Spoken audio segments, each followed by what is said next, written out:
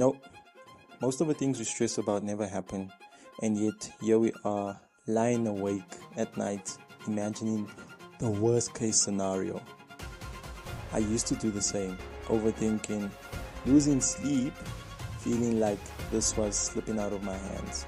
But then I learned something that changed the way I deal with worry forever.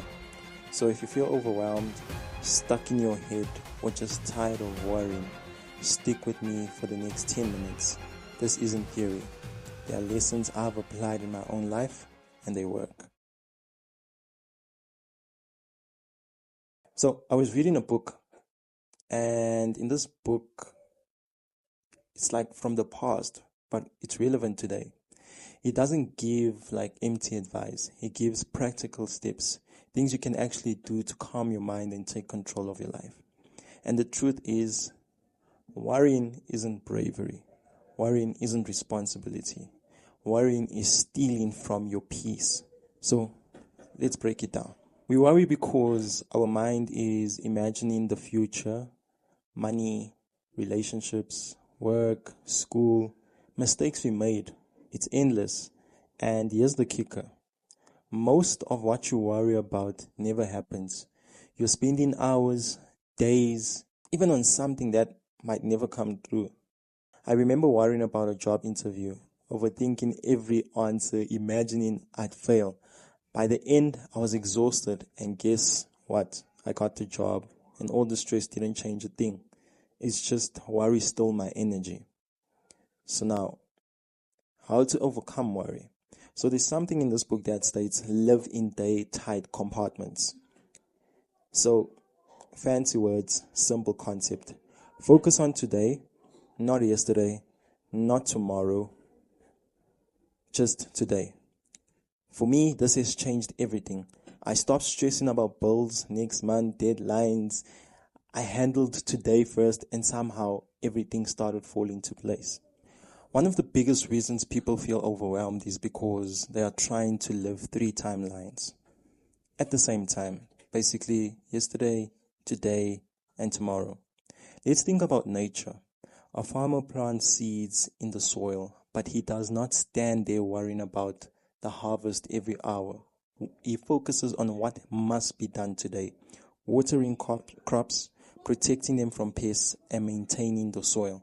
Day by day, the plant grows naturally.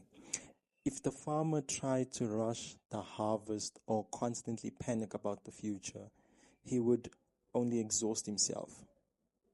Human life works the same way. Many people worry about problems that belong to the future. Next month's bills, next year's plan, or the outcomes that are still far away. But worrying about tomorrow does not solve tomorrow's problems. It only steals the strength that you need for today. Living in day-tight compartments simply means focusing on responsibilities of today. Handle today's work, today's decisions, today's actions. When tomorrow arrives, you will handle then with fresh strength. When you discipline your mind to live in the present day, life becomes far less overwhelming and far more manageable. Whenever fear hits, ask yourself, what's the absolute worst case scenario? Accept it, then plan for it, or let it go. I used to worry about failing in life, making the wrong move, and disappointing people. But facing the worst case scenario made it clear. The world doesn't end if I fail. I just learn, adjust, and keep moving. Worry grows when fear is vague and undefined. The mind imagines disasters but never actually confronts them. In nature, when storms come, trees don't resist the wind aggressively. Many trees bend with the wind so they can survive the storm. By accepting the force of the wind, they avoid breaking. Human beings often do the opposite. When faced with uncertainty, we mentally run away from the worst case scenario instead of confronting it. But when you ask yourself calmly, what is the absolute worst that could happen? something interesting starts happening. The fear suddenly becomes clearer and more manageable. For example, someone might worry about starting a new career or pursuing an opportunity. Their mind might say, what if it doesn't work out? But when they seriously think about the worst case scenario, they often realize that the outcome is not the end of the world. Maybe they would have to start to learn again, learn a lesson, or take a different path. But once you accept the worst possibility, the mind relaxes. Instead of worrying endlessly, you can start thinking logically about how to prevent that outcome or how to recover if it happens. Facing fear removes much of its power. Thirdly, keep busy with meaningful work. Idle your mind and you will see. If you are sitting, scrolling, imagining disasters, your mind spirals. But when you are busy creating, learning, and building, there's no space for fear to take over. Personally, I started dedicating my time to skill building, like just to keep me not distracted, but something productive. Not only that I feel productive, my worries become manageable. So then, an idle mind has a tendency to wander into worry. If you observe nature, I like making descriptions with nature. So if you observe nature, moving water stays fresh and clear. A flowing river carries energy and life with it. But when water stops moving and becomes stagnant, it begins to decay and attract impurity. So our minds function in a similar way. When we are inactive for long periods, especially without purpose, our thoughts begin to drift unnecessary concerns.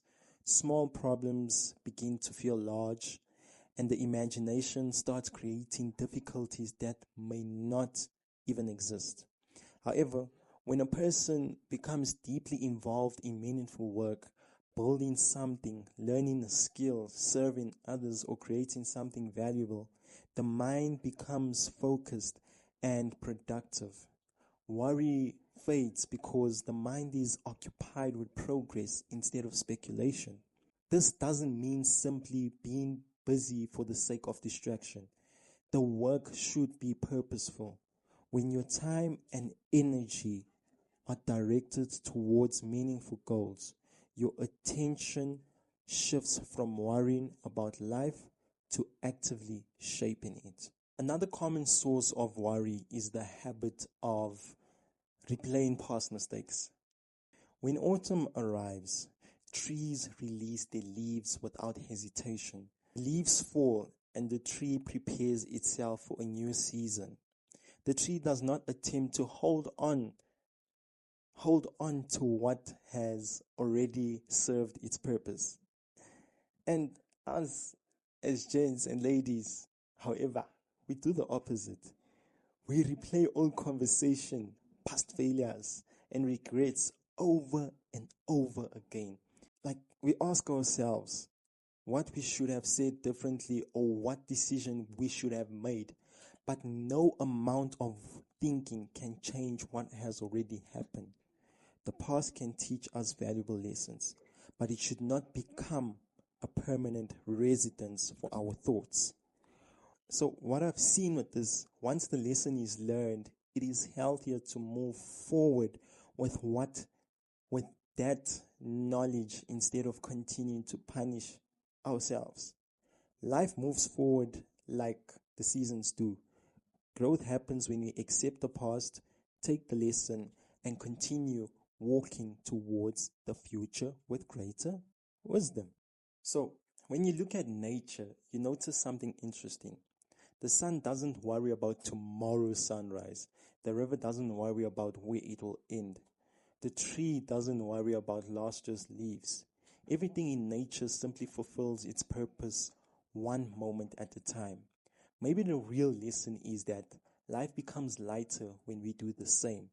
When we focus on today, face our fears honestly, stay engaged in meaningful work, and allow the past to remain in the the past. It hurts when I say that, but allow the past to remain in the past. So, here's the summary. Firstly, focus on today. Secondly, face your fears. Don't hide from them. Thirdly, stay busy with things that matter. Fourthly, let the past stay in the past. Ask yourself right now, what am I worrying about that won't matter in 5 years? What am I letting steal my peace today? And what action can I take right now instead of thinking? I can personally tell you from my experience, worrying doesn't solve problems. It doesn't even make you stronger. What actually works is living deliberately, taking control of what you can, and letting go of what you can't. If you found this helpful, hit like, share this with someone who worries too much, and subscribe for more insights on life, mindset, and growth.